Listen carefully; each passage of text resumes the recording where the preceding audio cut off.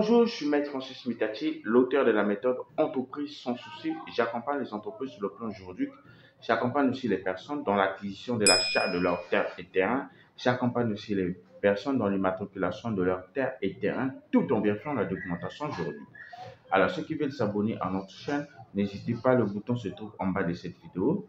Alors, ceux qui veulent protéger leurs parcelles, nous sommes là pour vous accompagner jusqu'à la délivrance du titre foncier. Alors, c'est que nous accompagnons aussi nos clients à distance. Alors, dans cette vidéo, nous allons voir le licenciement économique, les 5 étapes pour licencier économiquement un salarié. Alors, mais avant de rentrer dans le vif du sujet, il est d'abord question pour nous de vous définir qu'est-ce qu'un licenciement. Un licenciement, c'est une rupture entre deux personnes, c'est-à-dire l'employeur et l'employé, qui est basée sur un motif. Ça peut être soit un motif personnel, soit une cause, soit une faute lourde, soit une faute grave, soit un motif personnel. Alors, dans ce cas d'espèce, il s'agit d'un licenciement économique. Alors, le licenciement économique ne se fait pas, pour des raisons économiques, ne se fait pas d'un simple claquement de doigts. Avant de choisir cette solution, l'employeur doit étudier toutes les pistes pouvant découler sur la sauvegarde de l'emploi. C'est-à-dire qu'avant de licencier les salariés, vous devez envisager, c'est-à-dire vous devez étudier et analyser toutes les pistes qu'il faut pour ne pas rentrer pour ne pas rentrer dans un licenciement qui ne dit pas son nom. Alors, il est question de rentrer dans une procédure légale pour licencier un salarié sur le plan économique. Alors, nous avons par exemple la procédure légale à suivre. La première étape, c'est la consultation des délégués du personnel.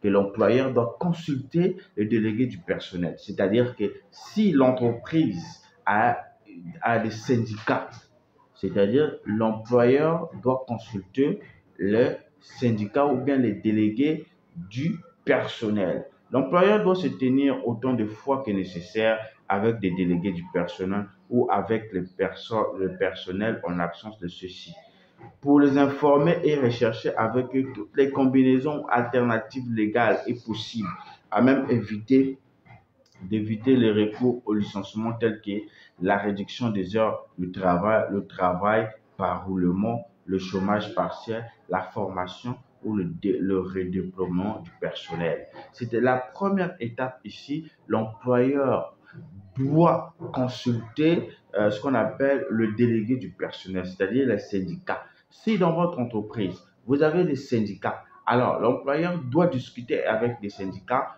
pour voir quelles sont les alternatives à prendre parce qu'on ne licencie pas de go comme ça parce qu'il faut respecter la procédure. Alors, la procédure à suivre pour un licenciement économique, il faut d'abord consulter les délégués du personnel. Si l'entreprise n'a pas des délégués personnels, alors en ce moment-là, l'entreprise doit prendre la première étape comme étant dans ce moment-là la deuxième étape qu'on va voir maintenant là, qui est l'intervention de l'inspection du travail. Alors, l'employeur doit intervenir l'inspection du travail. Alors, à compter de la réception des comptes rendus consacrant l'échec dans les tentatives à éviter les licenciements, l'inspection du travail et de la sécurité sociale dispose d'un délai de 15 jours pour exercer éventuellement ses bons offices. C'est-à-dire que l'inspection du travail viendra faire une analyse ou une visite pour voir si réellement l'entreprise est en face ou l'entreprise ne fait plus face à ses obligations pécuniaires ou l'entreprise n'arrive pas à c'est-à-dire qu'il n'arrive pas à se développer ou l'entreprise est dans une phase qu'on appelle la faillite. Alors, dans ce cas, l'inspection du travail et de la sécurité sociale doit intervenir dans l'entreprise ou bien doit faire une visite dans l'entreprise. Alors, la troisième étape, nous avons par exemple l'établissement de l'ordre de licenciement par l'employeur.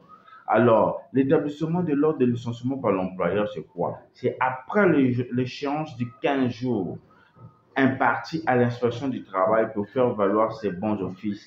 Si certainement les licenciements sont essentiels et sont nécessaires, l'employeur doit établir à ce moment-là l'ordre des licenciements en tenant compte des critères de sélection prévus par la loi telles que l'attitude professionnelle. Les travailleurs ou les moins aptés professionnels parmi les travailleurs occupant les postes d'emploi ciblés devront être les premiers à être licenciés. Je vous dis bien, je répète encore.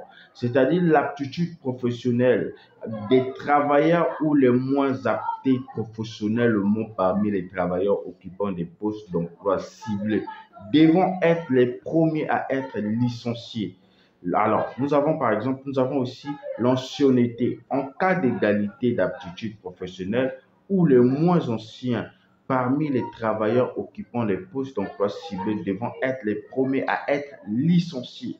Alors, nous avons deuxième, la charge de famille en cas d'égalité, par exemple. Hein?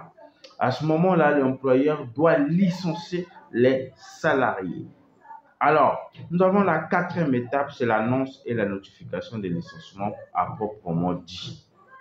Alors, nous avons par exemple la cinquième, qui est la toute dernière étape, c'est à faire après le licenciement. L'employeur devra communiquer à l'inspection du travail pour information la liste des travailleurs licenciés et le compte rendu de la réunion de suggestion dans un délai d'une semaine. Alors, je vous réserve la suite dans la méthode entreprise sans souci.